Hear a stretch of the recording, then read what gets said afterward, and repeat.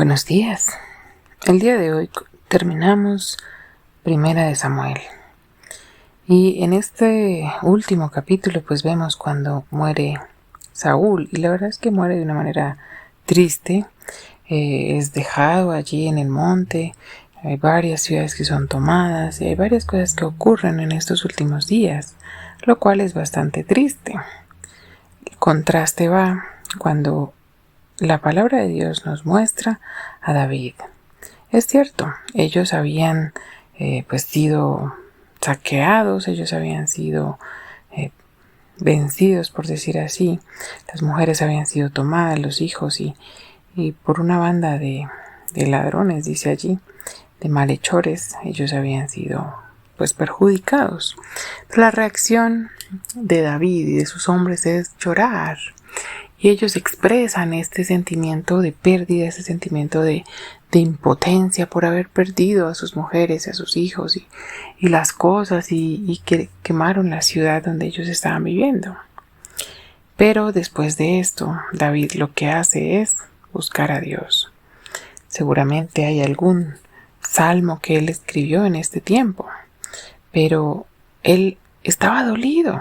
Pero él va delante de Dios. Y antes de decirle a los demás, bueno, vamos a ir a rescatar a nuestras mujeres, a nuestros hijos, y David le han quitado 2 mujeres. Pero aún así él no actúa con ligereza, él no actúa rápidamente y vamos a hacer y venganza y todo esto. Sino que él, después de llorar, consulta al Señor. Y el Señor le dice, ve, yo lo voy a entregar en tus manos. Y esto me parece muy bonita, esa actitud. Es cierto, él le dolía, imagínate.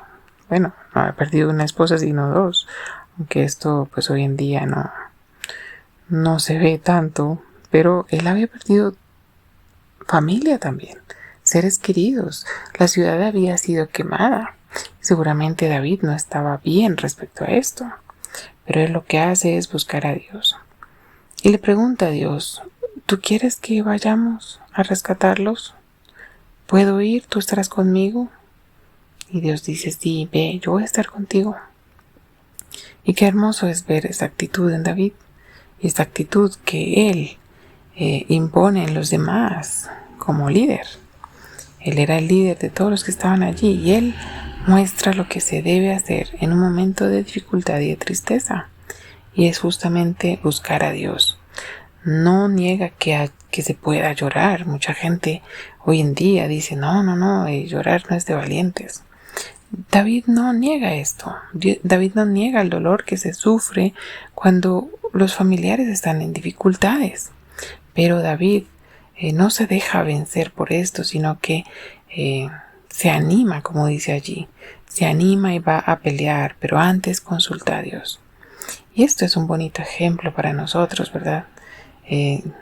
Saúl, por el contrario, consultó a Dios.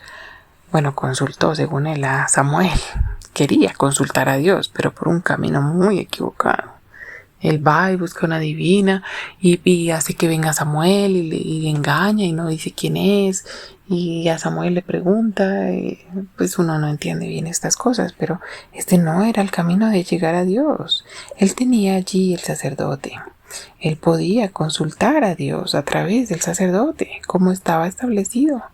Pero esto no es lo que hace Saúl.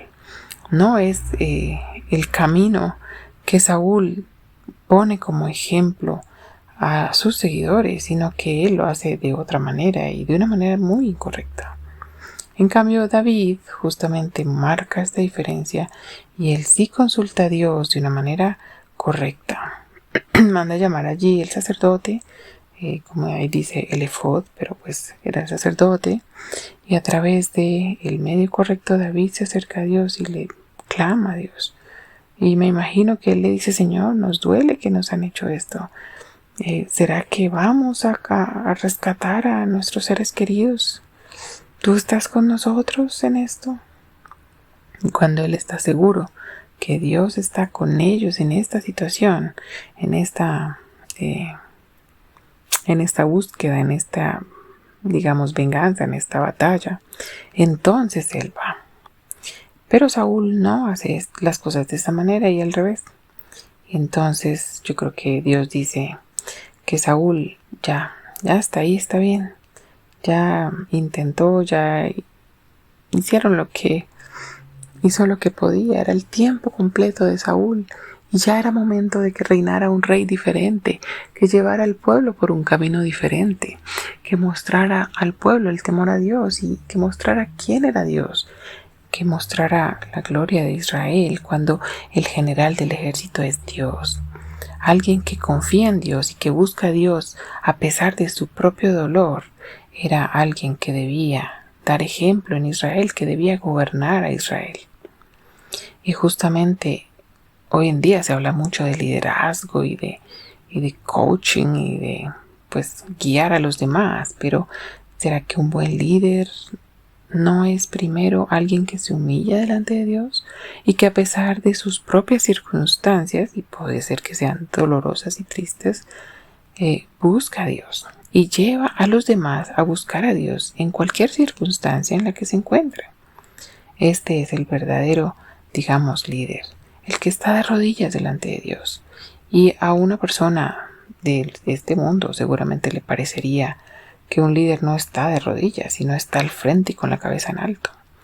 Pero un líder que quiere llevar al pueblo ante Dios es aquel que puede estar de rodillas ante Dios todo el tiempo. Y solo allí es donde puede estar de frente al resto del pueblo de Dios al que está guiando. Así que Dios nos ayude no a escoger el lugar más alto, el lugar donde la frente está en alto, sino el lugar donde estás de rodillas delante de Dios. Porque a pesar de cualquier circunstancia en la que te encuentres, y como líderes, pues también se pasan circunstancias difíciles. Esto no es algo que se pueda evitar de ninguna manera. Pero a pesar de las circunstancias, se está de pie delante de los demás, porque en primer lugar se ha estado de rodillas delante de Dios. Que Dios nos ayude a buscar a esos líderes que están primero de rodillas delante de Dios. Y si estás en una posición de liderazgo, que Dios te ayude a estar de rodillas delante de Dios constantemente, buscándole y preguntándole qué debo hacer en cada circunstancia. A veces puede ser que tengas claro qué hacer, pero aún así Dios quiere que lo tengas en cuenta Él primero, a pesar de las circunstancias, a pesar de lo difíciles que puedan ser. Dios quiere que le busquemos a Él primero y que mostremos a las personas que están detrás qué hay que hacer primero.